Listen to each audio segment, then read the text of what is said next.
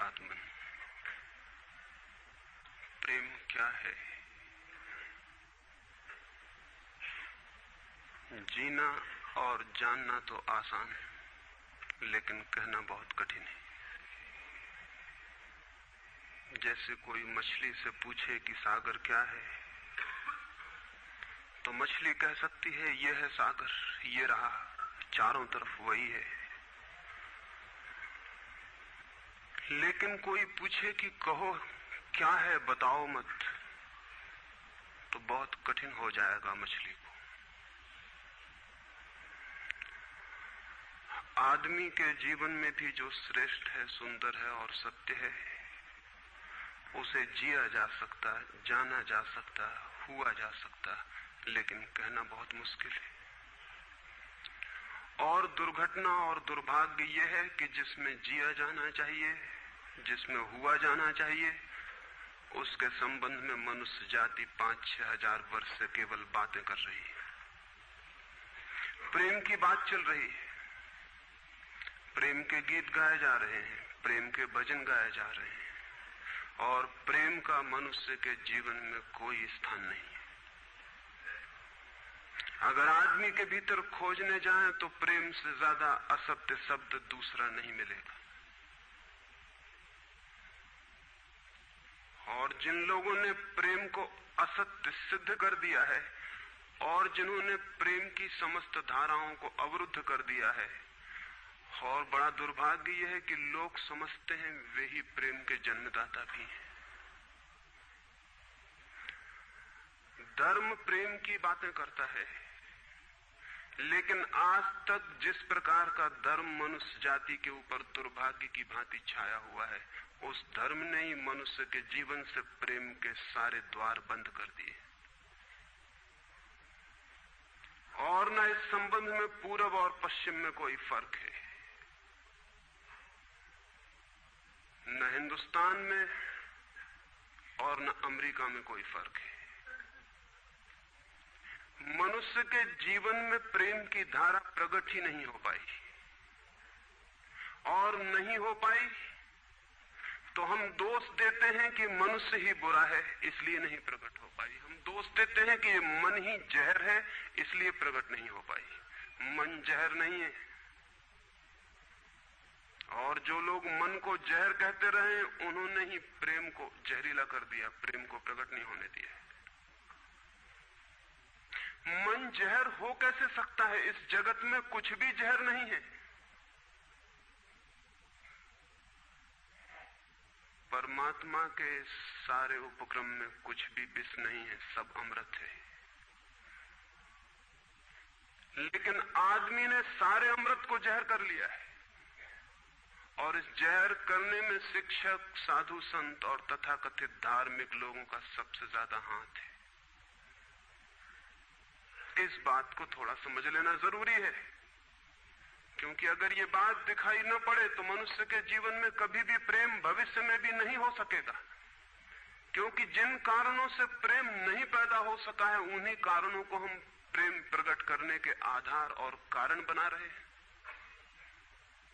हालतें ऐसी हैं कि गलत सिद्धांतों को अगर हजारों वर्ष तक दोहराया जाए तो फिर हम ये भूल ही जाते हैं कि सिद्धांत गलत हैं, और दिखाई पड़ने लगता है कि आदमी गलत है, क्योंकि उन सिद्धांतों को पूरा नहीं कर पा रहा है। मैंने सुना है एक सम्राट के महल के नीचे से एक पंखा बेचने वाला गुजरता था और जोर से चिल्ला रहा था कि अनूठे और अद्भुत पंखे मैंने निर्मित किए हैं। ऐसे पंखे कभी भी नहीं बनाए गए, ये पंखे कभी देखे भी नहीं गए हैं। सम्राट ने खिड़की से झांक के देखा कि कौन है जो अनूठे पंखे ले आया। सम्राट के पास सब तरह के पंखे थे, दुनिया के कोने कोने में जो मिल सकते थे। और नीचे देखा, गलियारे में खड़ा हुआ एक आदमी, साधारण 2-2 पैसे के पंखे होंगे, और चिल्ला रहा है कि अनूठे, अद्वितीय। उस आदमी को ऊपर बुलाया और पूछा कि इन पंखों में क्या खूबी है, दाम क्या है इन पंखों के? उस पंखे वाले ने कहा कि महाराज, दाम ज्यादा नहीं है, पंखे को देखते हुए दाम बहुत कम है, सिर्फ 100 रुपए का पंखा है। सम्राट ने कहा 100 रुपए? ये 2 पैसे का पंखा जो बाजार में जगह जगह मिलता है, 100 रुपए दाम, क्या है इसकी खूबी? उस आदमी ने कहा खूबी ये पंखा 100 वर्ष चलता है, 100 वर्ष के लिए गारंटी है, 100 वर्ष से कम में खराब नहीं होता है। सम्राट ने कहा इसको देख के तो ऐसा लगता है कि सप्ताह भी चल जाए, पूरा तो मुश्किल है। धोखा देने की कोशिश कर रहे हो, सरासर बेईमानी, और वो भी सम्राट के सामने।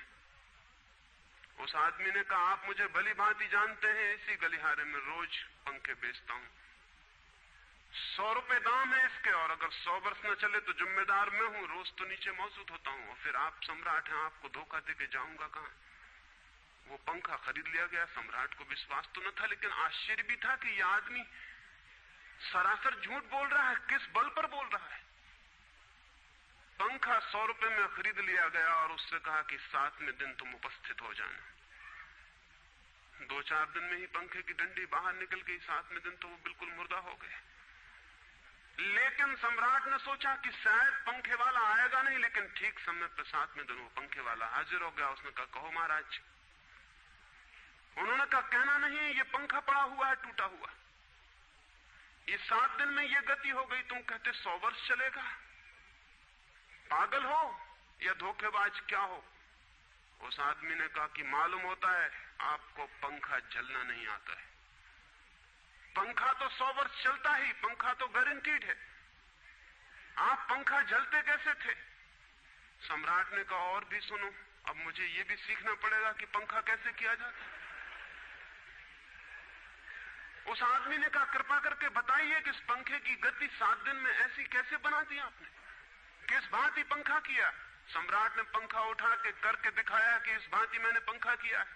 उस आदमी ने कहा समझ गया, भूल, इस तरह पंखा नहीं किया जाता। सम्राट ने कहा और क्या रास्ता है पंखा जलने का। उस आदमी ने कहा पंखा पकड़िए सामने और सिर को हिलाइए, पंखा 100 वर्ष चलेगा, आप समाप्त हो जाएंगे लेकिन पंखा बचेगा। पंखा गलत नहीं है, आपके जलने का ढंग गलत है। यह आदमी पैदा हुआ है 5-6 हजार या 10,000 वर्ष की संस्कृति का, यह आदमी फल है, लेकिन संस्कृति गलत नहीं है, यह आदमी गलत है। आदमी मरता जा रहा है रोज, और संस्कृति की दुहाई चलती चली जाती है कि महान संस्कृति, महान धर्म, महान सब कुछ, और उसका ये फल है। आदमी उसी संस्कृति से गुजरा है और ये परिणाम है उसका। लेकिन नहीं, आदमी गलत है और आदमी को बदलना चाहिए अपने को। और कोई कहने की हिम्मत नहीं उठाता कि कहीं ऐसा तो नहीं है कि 10,000 वर्षों में जो संस्कृति और धर्म आदमी को प्रेम से नहीं भर पाए, वो संस्कृति और धर्म गलत हो। और अगर 10,000 वर्षों में आदमी प्रेम से नहीं भर पाया, तो आगे कोई संभावना है इसी धर्म और इसी संस्कृति के आधार पर कि आदमी कभी प्रेम से भर जाए। 10,000 वर्षों में जो नहीं हो पाया, वो आगे भी 10,000 वर्षों में होने वाला नहीं है, क्योंकि आदमी यही है, कल भी यही होगा। आदमी हमेशा से यही है और हमेशा यही होगा। और संस्कृति और धर्म जिनके हम नारे दिए चले जाते हैं, संतों और महात्माओं की जिनकी दुहाइयां दिए चले जाते हैं, सोचने के लिए हम तैयार नहीं कि कहीं हमारा बुनियादी चिंतन की दिशा ही तो गलत नहीं है। मैं कहना चाहता हूं कि वो गलत है, और गलत सबूत है ये आदमी। और क्या सबूत होता है? एक बीज को हम बोएं और फल जहरीले और कड़वे हों, तो क्या सब सिद्ध होता है? सिद्ध होता है कि वो बीज जहरीला और कड़वा रहा होगा। हालांकि बीज में पता लगाना मुश्किल है कि उससे जो फल पैदा होंगे वो कड़वे पैदा होंगे। बीज में कुछ खोजबीन नहीं की जा सकती। बीज को तोड़ो फोड़ो, कोई पता नहीं चल सकता कि इससे जो फल पैदा होंगे वो कड़वे होंगे। बीज को वो 100 वर्ष लग जाएंगे, वृक्ष होगा, बड़ा होगा, आकाश में फैलेगा, तब फल आएंगे और तब पता चलेगा कि वे कड़वे। 10,000 वर्ष में संस्कृति और धर्म के जो बीज बोए गए हैं, ये आदमी उसका फल है और ये कड़वा है और घृणा से भरा हुआ है।